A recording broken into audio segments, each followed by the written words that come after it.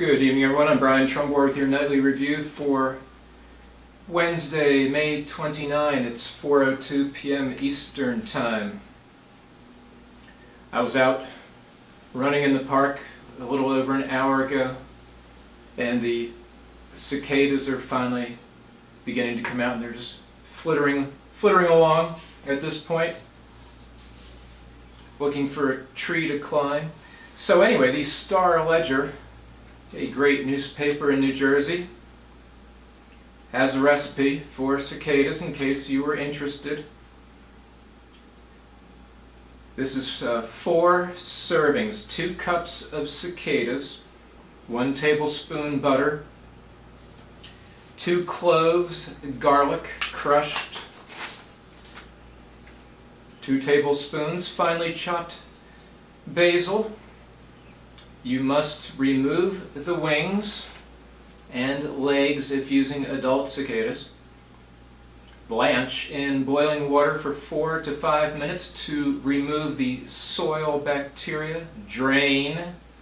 Melt butter in a saute pan over medium heat and add garlic and saute for 30 seconds. Add basil and cicadas and continue cooking, turning down the heat if necessary for 5 minutes or until the cicadas begin to look crispy and the basil is wilted.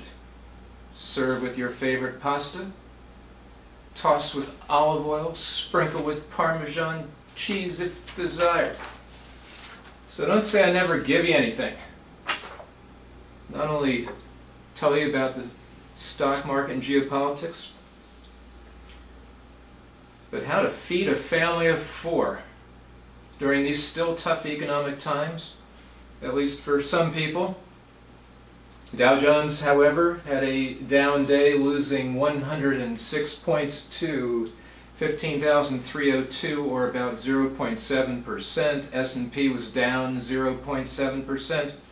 NASDAQ down about 0.6%, so essentially giving back all the gains from yesterday. I forgot to mention yesterday 2 very important economic reports from Tuesday that helped yesterday's market action. That was the Conference Board's Consumer Confidence Index, which came in at its highest. This was for May, the highest since February of 2008. And the S&P Case-Shiller Index for property prices in March, up over 10% year over year, was the best increase since April of 2006.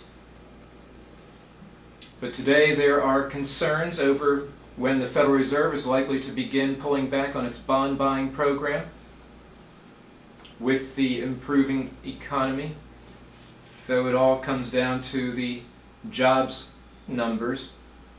10-year Treasury hit 2.20% today, though it closed with a yield of 2.12%, still substantially above 1.63 on May 2nd. The 5-year was at 0.64% on May 2nd, and it closed today at 0.99, but it's traded with a yield over 1%. These are significant percentage moves. Gold closed at $13.92, oil $93.10. Today being Wednesday, it's Bull Bear Day, Investors Intelligence. Bulls were 52.1, bears 19.8. So with the improving economy and the generally solid environment for stocks, as Neil Irwin reported in the Washington Post today, it adds up to this reality. In a year when tax increases and spending cuts by the federal government were expected to bleed life out of the economy, the strengthening housing and financial markets are proving to be more powerful than acts of Congress.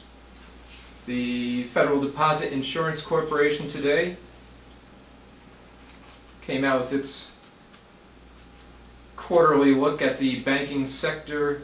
Banks reported first quarter net income of $40.3 billion, a 15.8% increase from a year earlier. That's a record. Several one-time items contributed to the profits, including reduced litigation cost and settlement proceeds. I also see the FDIC's profile gives regulators, analysts, and bankers a snapshot of the overall health of the sector. Only 8.4%, 8.4 of the nation's 7,019 FDIC-insured institutions were unprofitable. So only 8% unprofitable, which is down from 10.6% a year ago. The number of troubled banks fell to 612, down from a high of 888 2 years ago. Only four banks failed in the quarter, the fewest since mid-2008. The Organization of Economic Cooperation and Development, the OECD, a group of 34 mostly developed countries that does not include China, came out with one of its periodic economic forecasts that expects global GDP to rise 3.1% in 2013, 4% next year. But OECD countries, again mostly developed nations, will expand only 1.2% this year, 2.3% next year. Of course, a lot of that has to do with the Eurozone. The OECD cut the Eurozone GDP forecast to minus 0.6% this year. The OECD said Europe could evolve into stagnation. That's pretty obvious. Rising unemployment is the most pressing challenge.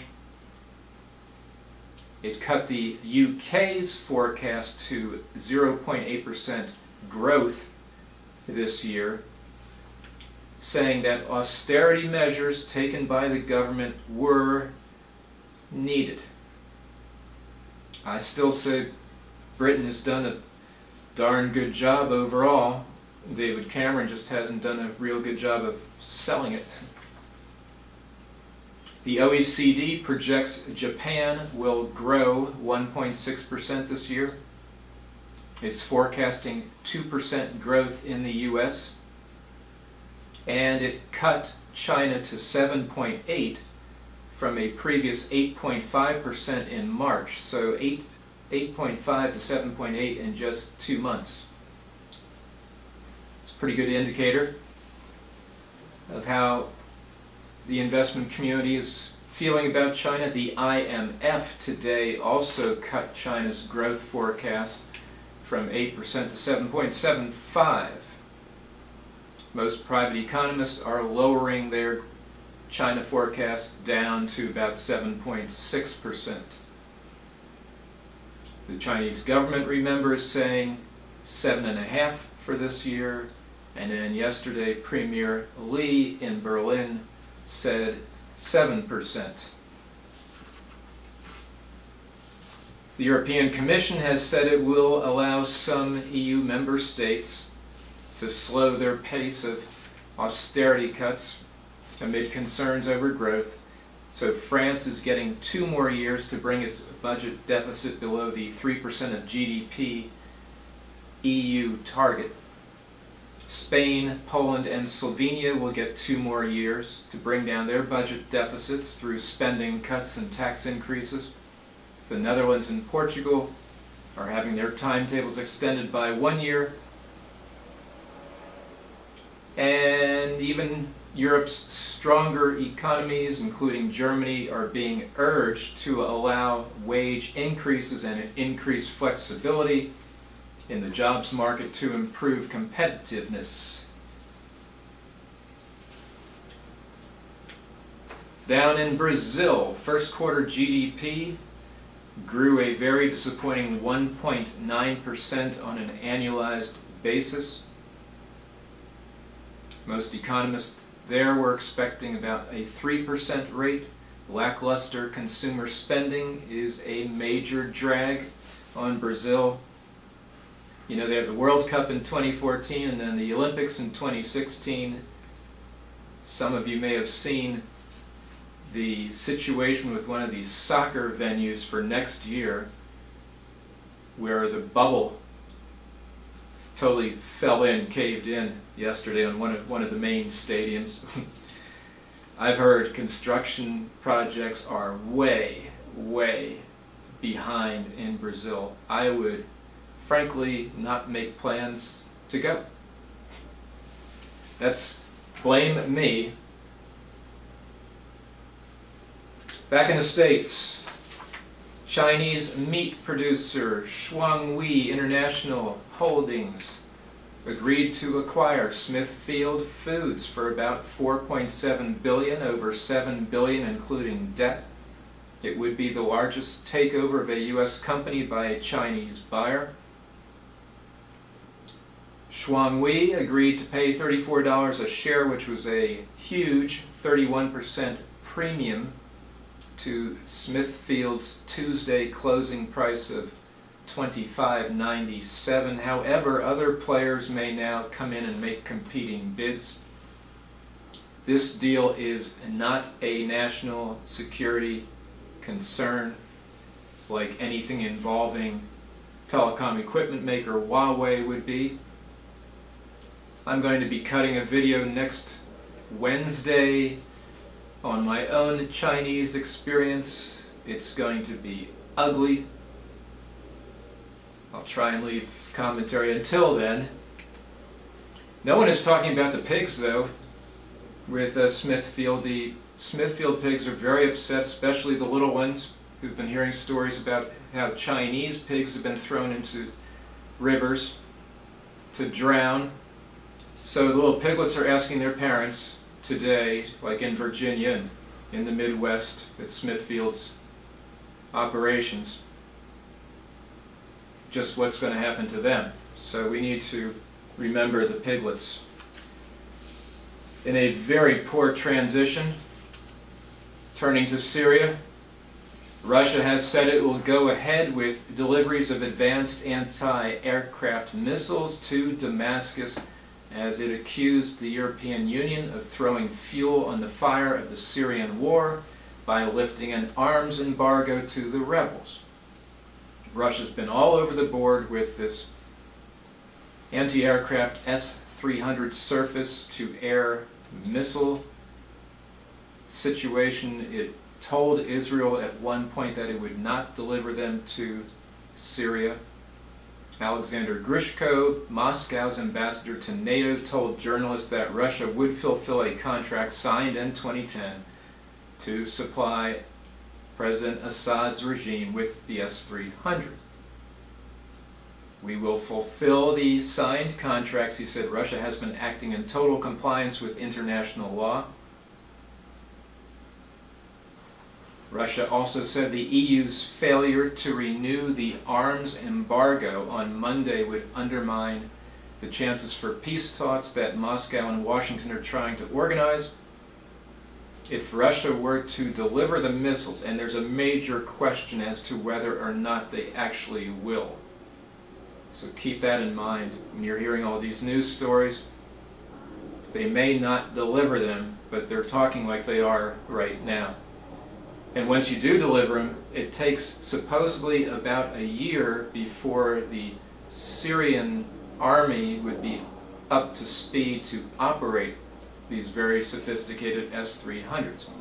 That said, if they were to deliver the missiles, it would radically escalate what already threatens to become a region-wide conflict. Israel made a thinly veiled threat to attack the missile batteries if they ever arrive in Syria. Israel's defense minister Moshe Yaalon said, quote, "The deliveries have not taken place. I can attest to this, but if by some misfortune they arrive in Syria, we will know what to do." That would be one hell of an escalation. Sergei Ryabkov, deputy foreign minister of Russia, said the S-300 missiles would prevent external interference in the conflict and help stabilize the situation in Syria. In our opinion, these deliveries play a stabilizing role. What he's really referring to is he does not want to see the West establish a no-fly zone, and the S-300 would obviously be a direct threat to aircraft operating in the no-fly zone, Western aircraft. Two other Israeli government officials strongly condemned the Russian decision, but again, I cannot overemphasize, they have not been delivered yet. Meanwhile, the main Syrian opposition coalition hasn't decided whether it will formally attend the peace conference that Russia and Washington and the United States are trying to set up.